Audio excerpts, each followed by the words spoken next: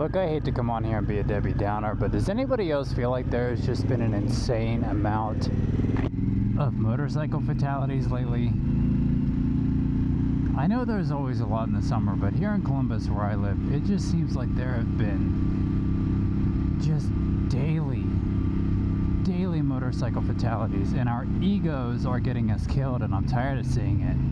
I have a friend who works at an ER here in Columbus, and she said for 2 weeks, every single night shift, she was seeing a motorcycle fatality, at least one, sometimes multiple.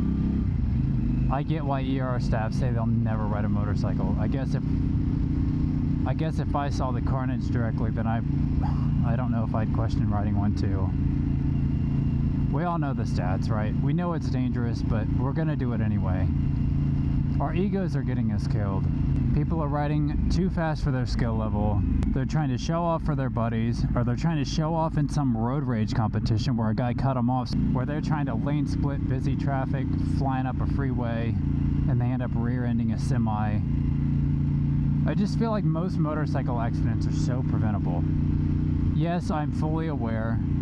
Now obviously we're all fully aware that when another car is involved in a motorcycle accident, the majority of the time the car is at fault. They didn't see the bike. Those accidents are sometimes unavoidable. Sometimes you're just sitting there and you get hit. But the ones where it's a single motorcycle, like going too fast to a curve. I mean, of course, we all want to get on an open back road or an open freeway and open it up to 150. I get it. But there's a time and place to do it, and a curvy road, to me, just isn't one. You go straight through the curve and it's over. Into a tree, into a guardrail. It just seems like a lot of these motorcycle accidents, a lot of these motorcycle deaths, it just seems like a lot of motorcycle deaths these days are senseless. I get not wanting to wear the gear. I totally get not wanting to wear the gear. Riding down the road with a t-shirt and no helmet, it probably feels amazing. But the asphalt doesn't feel good. And you're almost always going to hit your head if you crash. Almost always. You're going to hit your head. You are going to whiplash your head back onto the pavement. Guess what I'm trying to say is just wear the gear. And stop riding when you're intoxicated. Stop drinking and riding. That is insane to me, that people drink and ride. The NTSB claims that motorcycle riding is approximately 28 times as dangerous as driving a car. But if you take out all of these factors, if you wear your helmet, if you wear proper gear, if you don't drink and ride, the real risk is about 2 to 3 times what it is in a car. Which is still high, but it significantly reduces the risk. There are way too many motorcycle fatalities. Way too many. I mean, when you're hearing of 2 and 3 per day, and I get it, it could be any of us at any time. Any one of us could slip up. Any one of us could crash and die. I just feel like people don't respect this thing enough. People don't respect the power of this thing and what it can do to you. I never believed you could start on too big of a bike. There are people who say you shouldn't start on a liter bike, you shouldn't start on this, you shouldn't start on a 600, you should start on a 250, maybe a Ninja 400 because that bike's too big for a starter, that bike's too big for a starter. I disagree with that entirely. If you are not emotionally mature enough to ride within your skill level, then I don't think you're emotionally mature enough to own a motorcycle.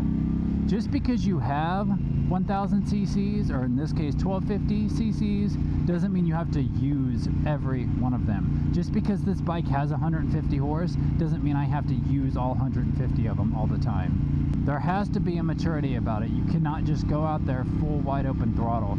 It's not going to work, and you're going to get yourself or somebody else hurt.